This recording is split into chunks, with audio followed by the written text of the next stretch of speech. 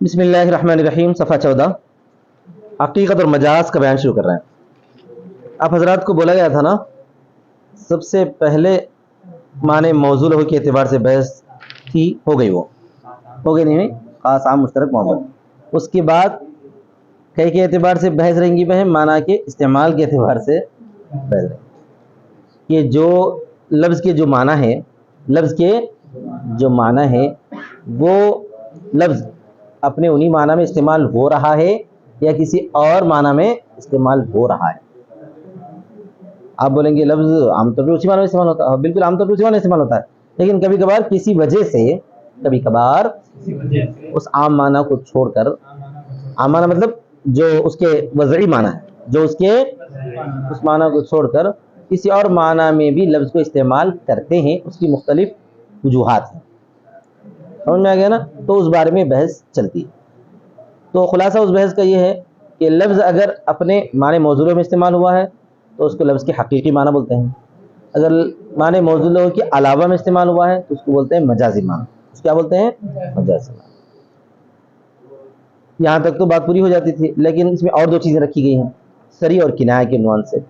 لفظ جو اپنے معنی پر بالکل کھلم کھلا ہے، لفظ اپنے معنی پر کھلم کھلا ہے تو اس کو بولتے ہیں صریح۔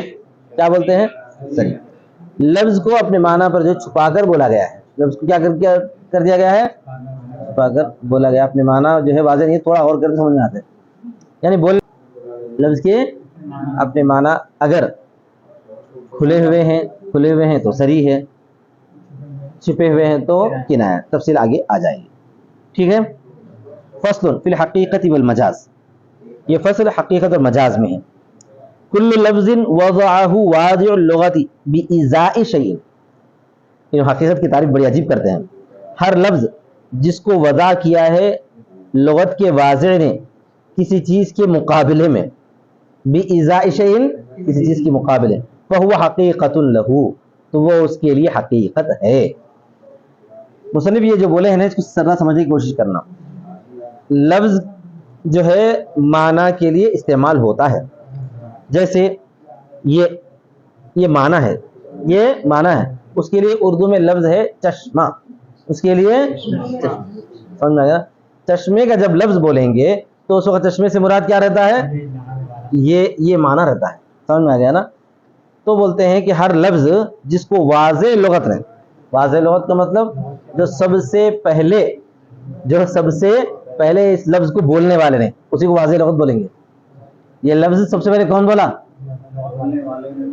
جو بولا انہیں واضح لغت رہتا، انہیں واضح لغت۔ تو واضح لغت نے جس لفظ کو کسی معنی کے مقابلے کے لیے وضع کیا ہے، اب اس معنی کو بیان کرنے کے لیے کچھ نہ کچھ بولنا تھا نا، اس معنی کو بیان کرنے کے لیے کچھ نہ کچھ بولنا، تو اس معنی کے مقابلے کے لیے میں کیا بولا؟ اس معنی کی جگہ پر رکھنے کے لیے لفظ چشمہ بول دیا۔ ہمیشہ تو نکال کے بتا نہیں سکتا، ہمیشہ تو یہ نکال کے بتا نہیں سکتا، تو اس نے کیا کیا؟ واضح لغت نے لفظ چشمہ بولا۔ تو لفظ چشمہ اس معنی کے مقابلے میں استعمال ہوتا ہے، کیا بولتے ہیں اس وقت میں؟ تو جب وہ لفظ چشمہ اس معنی کے مقابلے کے لیے استعمال ہوتا ہے تبھی وہ اس کے حقیقی معنی ہے۔ تو لفظ چشمہ کے یہ حقیقی معنی۔ اب مان لو تھوڑی دیر کہ لفظ چشمہ کسی نے اس کے لیے بولنا شروع کر دیا تو یہ اس کے حقیقی معنی نہیں ہے، لفظ چشمے کی حقیقی معنی نہیں ہے۔ سمجھ؟ ہر لفظ اس کو وضع کیا واضح لغت، آپ کو پوچھ سکتے امتحان میں واضح لغت کون ہے بول کے، کیا جواب دینا؟ وہ لفظ سب سے پہلے جس آدمی نے بولا انہیں واضح لغت ہے، ٹھیک ہے۔ ہر لفظ جس کو وضع کیا ہے واضح لغت نے کسی چیز کے مقابلے میں تو وہ اس کے لیے حقیقت ہے۔ وَلَوْ اُسْتُعْمِلَ فِي غَيْرِهِ، اور اگر اس کو استعمال کیا گیا اس کے غیر میں، یعنی لفظ چشمے کو استعمال کیا گیا اس کے لیے، اس کے لیے، اس کے لیے، اس کے لیے، کس کے لیے بھی، تو یہ کیا ہے؟ یہ وہ اس کا مجازی معنی ہے، لفظ چشمہ کا مجازی معنی، ٹھیک ہے۔ یہاں تک بات سمجھ میں آ گئی؟ کیا سمجھ میں؟ تعریف سمجھ میں آ گئی کہ واضح لغت نے جس کے لیے کسی چیز کو وضع کیا ہے، کسی لفظ کو، واضح لغت نے کسی لفظ کو کسی معنی کے مقابلے میں استعمال کیا ہے تو وہ اس کے حقیقی معنی ہے۔ کسی اور معنی میں اگر وہ استعمال کیا جائے تو وہ اس کے مجازی معنی۔ تو اب اس کے لیے بولتے ہیں عام طور پر ہم لوگ کہ لفظ اپنے معنی موضوع لغو میں استعمال ہو تو وہ اس کے حقیقی معنی، کیا بولیں گے؟ اگر لفظ اپنے معنی موضوع لہو کے علاوہ میں استعمال کیا جائے تو وہ اس کے مجازی معنی ہے، یہ صاف صاف ہے۔ ثم الحقیقت مع المجاز لا يجتمعان ارادۃ من لفظ واحد فی حالۃ واحدہ۔ اس کے بعد دیکھیے پھر حقیقت مجاز کے ساتھ، پھر حقیقت مجاز کے ساتھ تو لفظ کے حقیقی معنی اور لفظ کے مجازی معنی، یعنی لفظ چشمہ یہ معنی اور یہ معنی ایک ساتھ ایک حالت میں جمع نہیں ہو سکتے۔ کیا بولنا ہے؟ ہم لوگ مشترک میں پڑھ کے آئے نا، مشترک کے دونوں معنی بیک وقت مراد نہیں لیے جا سکتے، تو اسی طرح پر بالکل اسی طرح پر سمجھ لو بطور مثال کے کہ لفظ کے دونوں معنی اس کے معنی موضوع لہو اور اس کے معنی موضوع لہو ایک ہی حالت میں ایک ساتھ جمع نہیں ہو سکتے، ایک ہی حالت میں ایک ساتھ جمع نہیں ہو سکتے، یعنی ایسا ممکن نہیں ہے کہ ایک لفظ آپ بولیں اور اسی لفظ کے اندر اس کے دونوں معنی لے لیں، اسی لفظ کے اندر آپ لفظ کے حقیقی معنی بھی لے لیں اور لفظ کی مجازی معنی بھی لے لیں۔ مثال طور میں ہوں لفظ چشمہ استعمال کرتا، اب لفظ چشمہ میں بول رہا ہوں، بولتے ہوئے یہ معنی بھی مراد لے رہا ہوں، یہ معنی بھی مراد لے رہا ہوں بیک وقت ایک ہی حالت میں، تو یہ غلط ہے۔ اگر بیک وقت میں لے رہا، حالت بدل گئی، وقت بدل گیا تو لے سکتا ہوں میں۔ ایک مرتبہ چشمہ میں نے جو ہے اپنے جو ہے کانوں پر لگا لیا، آنکھوں کو کے سامنے رکھا، بول دیا تو وہ یہ معنی ہوتے ہیں۔ اگر ایک چشمہ ہے جو میں نے جو ہے اس کے اندر پین وغیرہ رکھی جیب میں رکھ لیا، بولا تو کیا رہیں گے اس کے معنی کوئی دوسرا رہیں گے، یہ الگ بول سکتے۔ بیک وقت ایک ہی حالت میں دونوں معنی مراد نہیں لیے جا سکتے، بس یہ سمجھنا ہے۔ سمجھ میں آ گئی بات؟ حالت بدل گئی، وقت بدل گیا، نہیں لے سکتے، بدل گیا تو پھر لے سکتے ہیں۔ پھر حقیقت مجاز کے ساتھ وہ دونوں جمع نہیں ہوتے بطور ارادے کے، سمجھ میں آ گیا نا؟ ارادے کے طور پر جمع نہیں ہو سکتے، یعنی مراد نہیں لیا جا سکتا دونوں کو جمع کر کے۔ مفہوم کیا ہے اس کا؟ مراد نہیں لیا جا سکتا۔ من لفظ واحد، یہ ذہن میں رکھنا، ایک لفظ سے ایک ہی حالت میں، حالت بدل گئی تو لے سکتے ہیں، پھر لفظ بدل گئے تو بھی لے سکتے ہیں۔ وَلِهَذَا قُلْنَا، اسی وجہ سے ہم نے کہا۔ اب یہاں اس کی ایک مثال بھی دیتے ہیں، اس کی ایک مثال بھی دیتے ہیں کہ لفظ ایک لفظ کے بیک وقت معنی حقیقی اور معنی مجازی مراد نہیں لیے جا سکتے ہیں، اس کی ایک مثال ہے۔ وَلِهَذَا قُلْنَا، اسی وجہ سے ہم نے کہا لما اريد ما يدخل في الصاع، جب ارادہ کر لیا گیا ہے جو داخل ہوتا ہے صاع میں، نبی صلی اللہ علیہ وسلم کے اس قول سے کہ لا تبيع الدرهم بالدرهمين ولا الصاع بالصاعين، مت بیچو درہم کو دو درہموں کے بدلے اور نہ ایک صاع کو دو صاع کے بدلے۔ جب اس حدیث مبارک میں صاع سے ارادہ کر لیا گیا ہے اس چیز کا جو صاع میں داخل ہوتی ہے، جو صاع میں داخل ہوتی ہے، اس کا مفہوم سمجھنا ہے۔ مفہوم یہ ہے کہ ایک لفظ صاع ہے عربی میں، صاد الف عین صاع، اس کے دو معنی ہیں، ایک ہے اس کے حقیقی معنی، حقیقی معنی صاع کے رہتے ہیں وہ ڈبے کے جس کے اندر جو اناج ڈالی جاتی ہے، جس سے جو ہے ناپا جاتا ہے، پیمانہ۔ لفظ صاع کے حقیقی معنی کیا ہے؟ پیمانہ۔ لفظ صاع کے حقیقی معنی پیمانہ۔ پھر لفظ صاع کے ایک معنی مجازی بھی ہے، یعنی صاع بول کر وہ ڈبہ مراد نہیں جاتا، اس ڈبے میں جتنا اناج آتا ہے وہ مراد جاتا ہے۔ جیسے میں بولا 1 کلو چاول، تو 1 کلو کا جو باٹ ہے وہ مراد میں رہتا، اس وقت میں کیا رہتا؟ چاول مراد رہتا۔ سمجھ میں آ گیا نا سب؟ 1 صاع گیہوں کا مطلب کیا رہتا؟ اندر وہ ہے، یعنی 1 صاع میں جتنی گیہوں آتی ہے اتنی، کیا مطلب اس کا؟ 1 صاع میں جتنی گیہوں آتی ہے تو صاع کے دو معنی ہو گئے۔ صاع کا معنی کیا ہوا؟ پیمانہ، اور صاع کا دوسرا معنی کیا ہوا؟ اس پیمانے میں آنے والا اناج، اس پیمانے میں چاہے وہ گیہوں ہو، چاہے چاول ہو، چاہے دھان ہو، چاہے دال۔ سمجھ میں آ گیا؟ تو اب اس کے بعد اس حدیث مبارک میں نبی صلی اللہ علیہ وسلم نے بیان فرمایا تو مت بیچو 1 درہم کو 2 درہموں کے بدلے، تو مت بیچو یعنی 1 درہم ادھر سے میں دوں، 2 درہم تم ادھر سے دے، یہ جائز نہیں ہے۔ اگر میں 1 دوں تو تم بھی 1 ہی دینا، اگر میں 2 دیا تو تم بھی 2 دینا۔ ولا صاع بالصاع، اور مت بیچو 1 صاع کو 2 صاع کے بدلے میں۔ تو یہاں پر صاع سے مراد کیا ہے؟ یہاں پر صاع سے مراد کیا ہے؟ صاع کے اس ڈبے کے اندر آنے والی چیزیں، صاع سے مراد کیا ہے؟ وہ ہے تو یہاں پر حدیث مبارک میں کیا معنی مراد لیے گئے؟ مجازی معنی مراد لیے گئے، یہ تو طے ہے، احناف بھی یہی لیتے ہیں، شوافی بھی یہی لیتے ہیں۔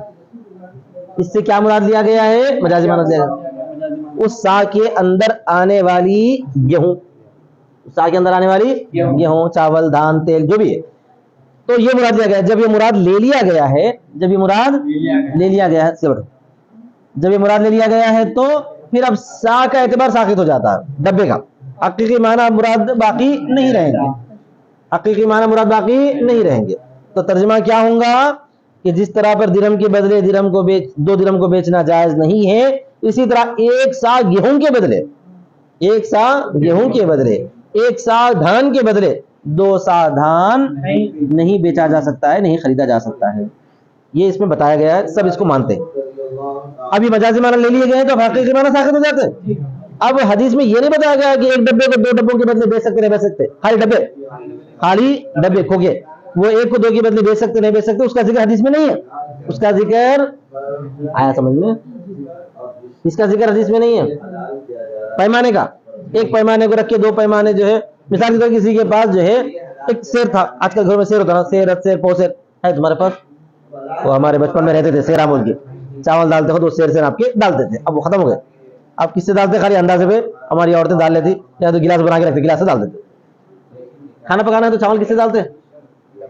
ڈبا ہے نا، اس کو سیر بولتے ہیں، ویسے ذرا ڈبا الگ آتا تھا، ہاں سمجھ آ گیا نا۔ ویسے یہ تقریباً 2.5 سیر کا، یہ 2.25 سیر کا ایک سا ہوتا، 2.25 سیر کا ایک سا ہوتا، 2.25 سیر کا نہیں، 3.5 سیر کا ایک سا ہوتا، آدھا سا 2.25 سیر کا ہوتا ہے، آدھا سا کتنا ہوتا ہے؟ 2.25 سیر کا ہوتا ہے۔ تو بہرحال تو اب کئی کا اعتبار ساقط ہو گیا ہے ناپ کا۔ چنانچہ اگر کسی کے پاس سیر تھا پرانا ہو گیا تھا، کسی کے پاس سیر تھا پرانا ہو گیا تھا، اور ایک سیر بھی تھا پرانا ہو گیا تھا، 2 پرانے سیراں انہوں رکھے تھے، سراغ پڑ گئے تھے، ایک آدمی سیر بیچ لیتے ہوئے باہر جا رہا، اس کو بلائے، ادھر بابو ادھر بکیٹوں میں ہوتا نہیں ہوتا، تو انہیں آیا، آنے کے بعد اس کو کیا بولے کہ بھائی ہمارے پاس یہ 2 پرانے سیراں ہیں، اس کے بدلے میں آپ نیا دے سکتے کیا؟ تو انہیں بولا 2 کے بدلے میں 1 دیتا ہوں، تو آپ 2 اٹھا کے ڈبے اس کو دے دیے، انہیں 1 ڈبہ آپ کو نیا دے دیا۔ یہ جائز ہے نا جائز ہے؟ یہ جائز ہے نا جائز؟ تو اس حدیث کے مطابق اس کا کوئی حکم نہیں نکلتا، اب جائز بولو نا جائز بولو، اس حدیث میں تو اس کا ذکر نہیں ہے، کیا بولیں گے؟ اس حدیث میں ذکر نہیں ہے، کیونکہ سا سے مراد کیا لے لیا گیا ہے؟ سا میں آنے والی اشیاء لے لی گئی ہے، اناج لے لیا گیا ہے، تو جو سا کا جو حقیقی معنی ہے وہ تو اس حدیث میں نہیں ہے۔ اب وہ جائز ہے نا جائز ہے وہ دوسری جگہ حکم ڈھونڈیں گے، آئی بات سمجھ میں؟ اسی وجہ سے ہم نے کہا جب ارادہ کر لیا گیا ہے اس چیز کا جو سا میں داخل ہوتی ہیں، کیا ہے وہ چیزیں؟ اشیاء ہیں۔ نبی صلی اللہ علیہ وسلم کے اس قول میں مت بیچو 1 درہم کو 2 درہم کے بدلے، اور نہ 1 سا کو بدلے، تو ساقط ہو گیا نفس سا کا اعتبار، ساقط ہو گیا حقیقی معنی ساقط ہو گیا۔ اب ہمارے مصنف جو ہے اسی کی وضاحت فرماتے ہیں، چونکہ حدیث میں اس کی ممانعت نہیں ہے، ڈبے کے بدلے میں 2 ڈبوں کو بیچنے کی ممانعت نہیں ہے، لہذا جائز ہے۔ حدیث میں چونکہ اس کی ممانعت نہیں ہے تو جائز ہے۔ حتی جاز بیع الواحد منہ بالاثنین، یہاں تک کہ جائز ہے اس کے ایک کی بیع 2 کے بدلے میں، جیسا کہ ہم مثال دیے، پرانے 2 ڈبے رکھے ہوئے تھے، یہ 2 ڈبے ڈال کے نیا 1 ڈبہ لے لیے، ٹھیک ہے، جائز ہو گئی نا۔ اسی طرح پر اور ایک مثال، وَلَمَّا أُرِيدَ الْوِقَاءُ مِنْ آيَةِ الْمُلَامَسَةِ سَقَطَ اعْتِبَارُ إِرَادَةِ الْمَسِّ بِالْيَدِ۔ اور ایک مسئلہ، قرآن مجید میں اللہ تبارک و تعالیٰ نے ارشاد فرمایا ہے آیت وضو کے بعد کہ وَإِن كُنتُم مَرْضَىٰ وَعَلَىٰ سَفَرٍ أَوْ جَاءَ، آیت وضو کی بات ہے، یا ایھا الذین آمنوا لا تقربوا الصلاۃ، وہاں آگے فرمایا وَإِن كُنتُم مَرْضَىٰ سفرین او جاء احد منکم من الغائط او لامستم النساء، یہ بحث ہے ہماری۔ لامس یلامس ملامستن کے لفظی معنی ایک دوسرے کو چھونا۔ اب مثال میں اس کو ہاتھ لگایا، انہیں میرے کو ہاتھ لگایا، میں اسے ہاتھ لگایا، وہ مجھے ہاتھ لگایا، تو یہ کیا ہے؟ ملامست ہے، یہ کیا ہے؟ ملامست، لفظی معنی ایک دوسرے کو چھونا، سمجھ میں آ گیا نا سب؟ اب یہاں آیت مبارکہ میں کیا یہی معنی ہے مراد؟ تھوڑا سا غور کریں گے پتہ چلتا ہے۔ ایک دوسرے معنی ہے ملامست کے دوسرے معنی کیا ہے؟ جماع ہے، وہ اس کے مجازی معنی، حقیقی معنی نہیں۔ حقیقی معنی کیا ہے؟ ایک دوسرے کو چھونے کو ملامست بولتے ہیں، اور کبھی کبھار مجاز کا استعمال کیا جاتا ہے شرم کے جگہوں میں. اگر وہاں اللہ تعالیٰ یوں فرمایا تھا ایک دوسرے سے جمع کر لو تم، مجھے تو اتنا پسندیدہ نہیں دکھتا نا بھائی. بڑے لوگ جو ہے بات چیت میں شرم کے جو معاملات ہیں اس کو کیا کرتے ہیں؟ چھپا کر بولتے ہیں. شرم کے معاملات کیا بولتے ہیں؟ چھپا کر بولتے ہیں. تو وہاں پر لفظ جماع کی جگہ پر، لفظ وقاع کی جگہ پر کیا بولا گیا ہے؟ لفظ ملامسہ بولا گیا ہے. یا جب تم نے عورتوں سے جماع کیا ہو، او لامستم النساء، یا تم نے عورتوں سے جماع کیا ہو. سب لوگ اس بات کو مانتے ہیں. ہاں بھائی یہاں پر او لامستم النساء کے معنی ہے جب تم نے عورتوں سے کیا کیا ہو؟ جماع کیا ہو. یہ معنی یہاں پر مراد ہیں. سمجھ میں آ گیا؟ تو انا پھر یہی کہتے ہیں جب یہاں پر یہ معنی مراد ہیں، جب یہاں پر یہ معنی مراد لیے گئے ہیں تو پھر اب حقیقی معنی کا اعتبار وہاں پر ساقط ہو جاتا ہے. اب یہاں اس لفظ سے حقیقی معنی مراد نہیں لے سکتے. کسی اور جگہ پر لفظ ملامسہ کیا حقیقی معنی لے سکتے ہیں وہاں کے اعتبار سے، لیکن یہاں پر وہ معنی مراد نہیں لے سکتے. فرق دیکھو مشترک میں مجاز میں یہ ہے، مشترک میں جب ایک کہیں بھی مشترک کے ایک معنی طے کر دیے گئے ہیں دوسری جگہ بھی وہی معنی رہیں گے، لیکن مجاز میں کیا رہتا ہے؟ اس جگہ پر وہ معنی مراد نہیں لے سکتے آپ حقیقی معنی. اگر مجاز لے لیے گئے ہیں تو مجاز لے لیے گئے ہیں تو اب اس جگہ پر اس کے حقیقی معنی اس لفظ کے معنی موصول و مراد نہیں لے سکتے ہیں. تو یہاں پر جب اتفاقی طور پر مجازی معنی لے لیے گئے ہیں کہ یہاں پر لامستم النساء سے مراد جب تم نے عورتوں کے ساتھ جماع کیا ہو، تو پھر لفظ کے حقیقی معنی ساقط ہو گئے. چنانچہ اگر کوئی آدمی اپنی بیوی کو ہاتھ لگائے یا اس کی بیوی سے ہاتھ لگائے اور یہ وضو سے ہے تو اس کا وضو ٹوٹنا اس آیت سے ثابت ہو رہا کیا؟ نہیں ہو رہا، کیونکہ یہاں پر ملامست کے کون سے معنی لے لیے گئے ہیں؟ مجازی معنی لے لیے گئے ہیں، اور وہ کیا جماع کے معنی ہے. اور جماع کر دیا ہے تو اس سے جو ہے اس کا وضو نہیں بلکہ غسل واجب ہو جائے گا اور اس کو غسل کرنا ضروری ہوگا. لیکن امام شافعی رحمۃ اللہ علیہ کو اللہ تبارک و تعالیٰ ان پر رحم فرمائے، انہوں نے یہاں پر جو دونوں معنی لے لیے ہیں. کیا معنی لیے ہیں؟ لفظ ملامست جماع کے لیے مراد ہے لہذا اس سے جو ہے غسل واجب ہو جائے گا، اور لفظ ملامست ہاتھ سے چھونا مراد ہے لہذا اگر کوئی ہاتھ سے چھو لیا تو وضو واجب ہو جائے گا. دونوں معنی بھی ایک ہی لفظ میں لے لیے ہیں. اب ان سے پوچھی کیوں لیتے ہیں ایسا؟ ان کے پاس ہوگا اصول ایسا کچھ کہ مجاز کے دونوں معنی مراد ہو سکتے ہیں، لفظ کے حقیقی اور مجاز کے دونوں معنی مراد ہو سکتے ہیں، بلکہ انہوں کو قاعدہ بیان کرے ہوں گے اس حساب سے لے لیے ہوں گے. ٹھیک ہے. اور جب ارادہ کر لیا گیا ہے جماع کا، وقاع بمعنی جماع، آیت ملامست سے، آیت ملامست میں تو وہی وَإِن كُنتُم مَرْضَىٰ أَوْ عَلَىٰ سَفَرٍ أَوْ جَاءَ أَحَدٌ مِّنكُم مِّنَ الْغَائِطِ أَوْ لَامَسْتُمُ النِّسَاءَ، یہ پورا پڑھنا تو آیت ملامست سمجھ میں آتی. سقط اعتبار ارادت المس بالید، تو ساقط ہو جائے گا ہاتھ سے چھونے کے ارادے کا اعتبار. ٹھیک ہے. اب اس کے بعد اور ایک مسئلہ، مجاہد اس میں کنفیوز نہیں ہونا، میں پہلے بول رہا ہوں. لفظ مولا کے دو معنی تھے، لفظ مولا کے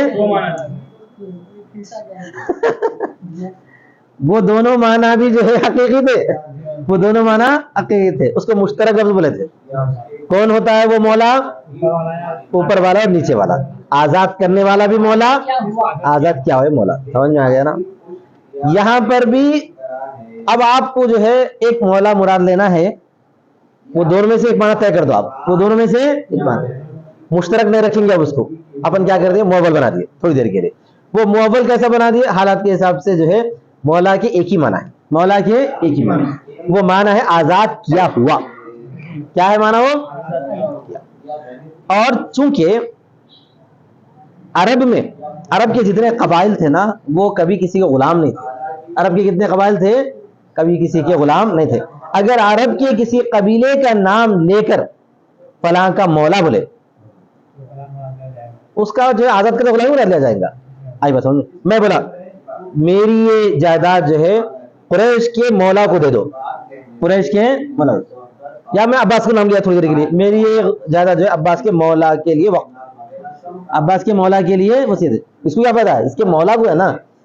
تو عباس تو کبھی کسی کا غلام نہیں تھا، عباس تو کسی کا غلام نہیں تھا. سمجھ میں آ گئی نا بات؟ تو ان کے دوسرے غلام تھے جن کو انہوں نے کیا کیا ہے؟ آزاد کیا ہے. تو یہاں پر تو ایک معنی 100% طے ہو گیا اور یقینی ہے، معول نہیں ہے یہ کیا ہے؟ یقینی ہے، کیونکہ اس میں تعویل کی گنجائش بھی نہیں رہی. بولو تو کیا ہو گیا؟ مفسر ہو گیا نا سیدھا سیدھا. بیان کے طور پہ ہو گیا کہ یہاں مولا سے مراد کون سا مولا ہے؟ آزاد کیا ہوا ہی ہے. کیا بات سمجھ میں آ گئی؟ یہ تو اس کی حقیقی معنی ہو گئے، لیکن اس کے اندر ایک مجازی معنی بھی ہے. اس کے اندر ایک آپ بولیں یار یہ کہاں کی بلا آ گئی؟ یہ بلا اس طرح پر آ گئی کہ حقیقی معنی ہوتا ہے عباس نے جس کو آزاد کر دیا وہ اس کا حقیقی مولا ہے. عباس نے جس کو آزاد کر دیا وہ اس کا پھر اس کا مولا بھی جو ہے آزاد ہو گیا تھا نا, پیسہ بہت آ گیا اس کا, بھی انہیں بھی جو ہے یہاں وہاں جہاد کرا, اور جہاد کرنے کے بعد اس کو بھی غلام حاصل ہوئے, اس کو بھی مال غنیمت میں غلام حاصل ہوئے, پھر اس نے ان کو آزاد کر دیا تو انہیں بھی کیا ہو گیا پھر, ارے انہیں مولا ہوا نہیں, اس کا مولا دوسرا ہو گیا, اس کا مولا دوسرا ہو گیا. سمجھ میں آ گیا نا؟ تو اب عباس کے لیے انہیں کون ہے؟ پوترا مولا. سمجھ میں آ گیا نا؟ کیا ہو گیا انہیں؟ مولا کا مولا. کیا بولیں گے اس کو؟ شاگرد کے شاگرد جیسا جو ہے دادا کیا بولتے, پوترا شاگرد بولتے ہیں نا, استاد کے استاد کو دادا استاد بولتے ہیں. اردو میں ایک محاورہ ہے, استاد ہمارے ہیں نا بھائی, اس کو کیا بولتے؟ استاد بولتے ہیں. اس استاد کے استاد کو کیا بولتے ہیں؟ دادا استاد بولتے ہیں. اردو کا ایک محاورہ ہے تو سنا رہا ہوں میں. تو خلاصہ یہ ہوا کہ مولا کا مولا تو مجازی طور پر جو ہے عباس کا مولا, مجازی طور پر تو اب عباس کے تو مولا ہو گئے. ایک حقیقی مولا ہے عباس کا, جو حقیقی مولا ہے جس کو عباس نے آزاد کیا ہے, اور ایک جو ہے اس کے مولا کا مولا ہے, وہ بھی اس کا مولا ہے مجازن. لفظ کے حقیقی معنی بھی ہو گئے یہاں, مجازی معنی بھی ہو گئے. اب اوپر کا چھوڑ دو, وہ ادھر نہیں آنا ہے, وہ مشترک میں اچھی بحث. یہاں پر جو ہے لفظ کے حقیقی معنی اور مجازی معنی. حقیقی معنی عباس کا آزاد کیا ہوا ہے, اور مجازی معنی آزاد کیے ہوئے کا آزاد کیا ہوا. آزاد کیے ہوئے کا آزاد کیا ہے, مجازی معنی ٹھیک ہے. اب سمجھو کیا بولتے ہیں. امام محمد نے فرمایا, امام اذا اوصى لموالیہ, جبکہ اس نے وصیت کیا, جبکہ اس نے وصیت کیا اپنے موالی کے لیے, جبکہ اس نے وصیت کیا, عباس مر رہا ہے, مرتے مرتے وصیت کیا یہ میری خوب جائیداد ہے نا, یہ میرے موالی کو دے دو. کیا بولا؟ اس کو دے دو, موالی کو دے دو.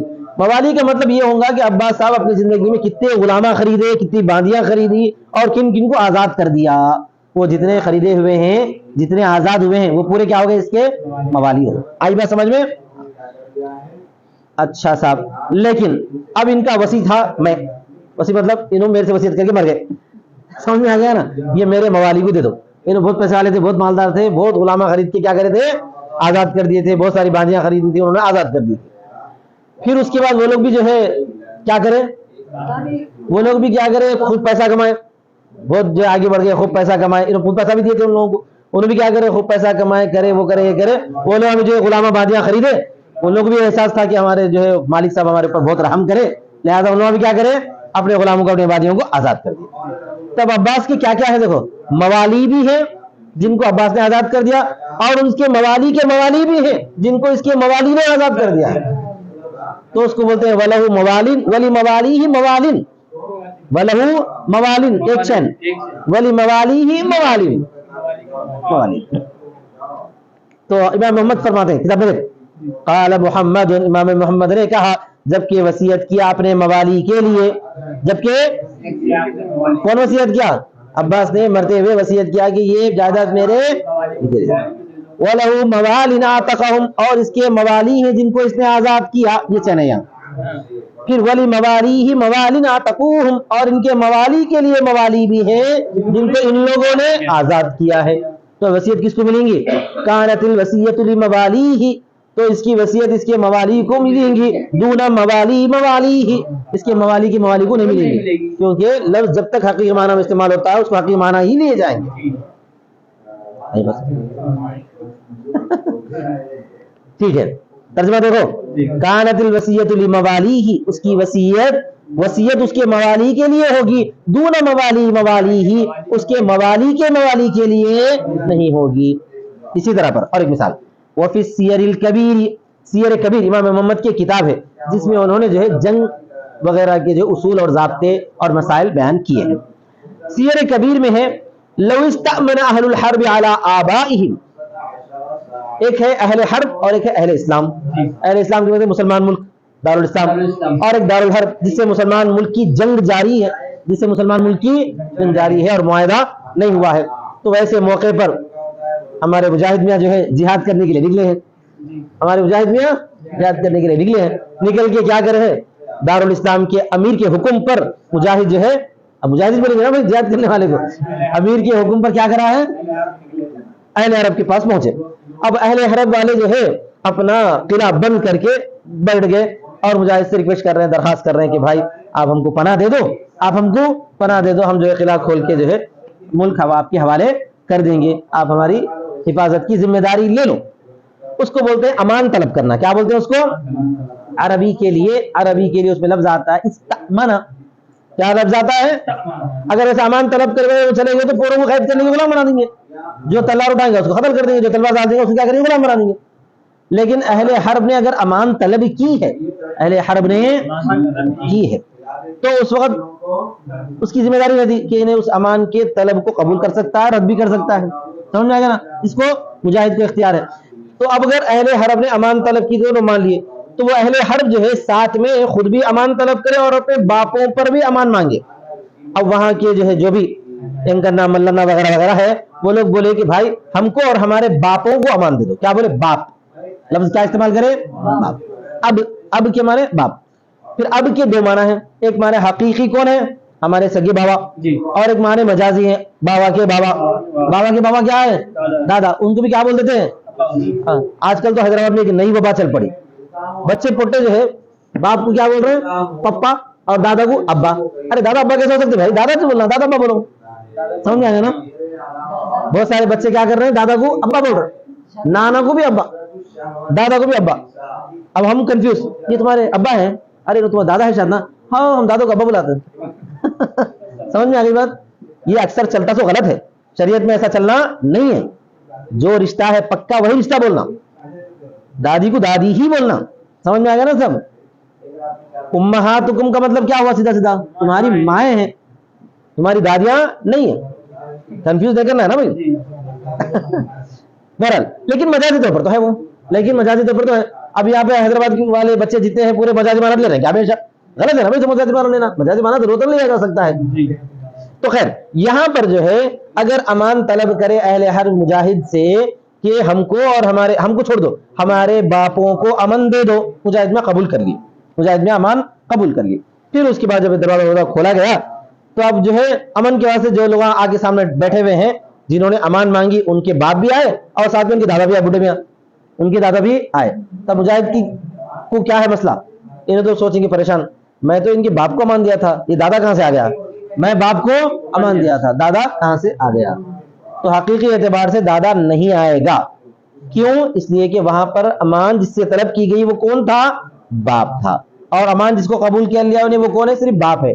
جب حقیقی معنی لے لیے گئے ہیں مجازی معنی مراد نہیں ہوں. اب ان کی ثوابدید پہ اگر انہیں دادا کو معاف کرنا چاہتے تو معاف کر سکتے, لیکن جو ہے امان کے اندر انہیں شامل تو نہیں رہے. اور اگر استأمن اہل الحرب علی آبائہم, اہل حرب امان طلب کرے اپنے باپوں پر, نہیں داخل ہوں گے دادے امان میں, نہیں داخل ہوں گے جد کی جمع اجداد. ولو استأمنوا علی امہاتہم, اور جب وہ امان طلب کرے اپنی ماؤں پر تو نہیں ثابت ہوگا امان دادیوں کے حق میں. ٹھیک ہے بھائی. وعلی ھذا قلنا, اسی بنا پر ہم نے کہا اذا اوصى لابکار بنی فلان, ابکار بکر کی جمع ہے. بکر کا مطلب یہ ہے حقیقی معنی وہ لڑکی جس کا پردے بکارت زائل نہیں ہوا ہو, وہ لڑکی یعنی جس نے کسی سے جو ہے جمع نہ کیا ہو. بکر کا مطلب کیا ہے؟ جس نے کسی سے جمع نہ کیا ہو. ایک ہے لفظ بکر کے حقیقی معنی, لفظ بکر کے ایک مجازی معنی بھی ہے, غیر شادی شدہ. شادی کے بغیر بھی پردے بکارت زائل ہو سکتا نہیں ہو سکتا؟ ہاں. باقی رہا کہ ایک دوسرے معنی بھی ہے غیر شادی شدہ, عام طور پر یہ معنی بولے جاتے ہیں. لیکن جب تک حقیقی معنی مراد ہو سکتا ہے تو مجاز نہیں لیں گے. تو اگر کسی نے وصیت کی ہے کہ یہ میری جائیداد ہے فلاں گھرانے کی باقیرہ بچیوں کے لیے, باقیرہ بچے یعنی عباس میں مرتے ہوئے بولے کہ یہ میری جو جائیداد ہے نا یہ ہمارے کوئی رشتہ دار ہیں, ان کے گھر کی جو باقیرہ بچیاں ہیں ان کے لیے. اب اللہ نہ کرے ان کے گھر کی بچیوں میں سے ایک آدھ بچی باقیرہ بظاہر ہے, یعنی شادی تو نہیں ہوئی لیکن اس نے کسی سے جو ہے نعوذ باللہ زنا کے اندر ملوث ہو گئی ہے, تو پھر کیا وصیت کے اندر وہ بچی شامل ہوگی؟ نہیں ہوگی, کیونکہ لفظ کے حقیقی معنی مراد ہیں. حقیقی معنی میں باقیرہ سے مراد وہ لڑکی ہے جس نے کسی سے جمع نہ کیا ہو. سمجھ میں آئے گا سب؟ اسی بنا پر ہم نے کہا جبکہ وصیت کیا بنی فلاں کے باقراؤں کے لیے، بولو، جبکہ وصیت کیا بنی فلاں کے باقراؤں کے لیے، بنی فلاں کے باقراؤں کے لیے، لا تدخل المصابۃ بالفجور فی حکم الوصیت، نہیں داخل ہوگی گناہ سے پہنچی ہوئی، مصابہ بالفجور، فجور مانے گناہ، یعنی سرا فجر، فجر کی جمع ہے فجور، میں فجوری چھے زنا، زنا سے پہنچی ہوئی، مصابہ بولے تو پہنچی ہوئی، زنا سے پہنچی ہوئی داخل نہیں ہوگی وصیت کے حکم میں۔ اسی طرح پر آگے دیکھو، وَلَوْ أَوْصَى لِبَنِي فُلَانٍ، اور اگر وصیت کیا بنی فلاں کے لیے، وَلَهُ بَنُونٌ، اور اس کے بیٹے بھی ہیں، وَبَنُو بَنِيهِ، اور اس کے بیٹوں کے بیٹے بھی ہیں، تو وصیت میں کون داخل ہوں گے؟ بیٹے داخل ہوں گے، پودرے داخل نہیں ہوں گے۔ كَانَتِ الْوَصِيَّةُ لِبَنِيهِ دُونَ بَنِي بَنِيهِ، تو وصیت اس کے بیٹوں کے لیے ہوگی نہ کہ اس کے بیٹوں کے بیٹوں کے لیے ہوگی۔ خلاصہ کیا ہے؟ لفظ کے حقیقی اور مجازی معنی جب دونوں ہوں گے، حقیقی معنی لے لیے جائیں گے، اگر کسی وجہ سے حقیقی معنی چھوڑ دیے گئے ہیں تو مجازی معنی لے لی جائیں گے، تو حقیقی معنی واپس پلٹ کے نہیں آئیں گے۔ وآخر دعوانا الحمدللہ رب العالمین۔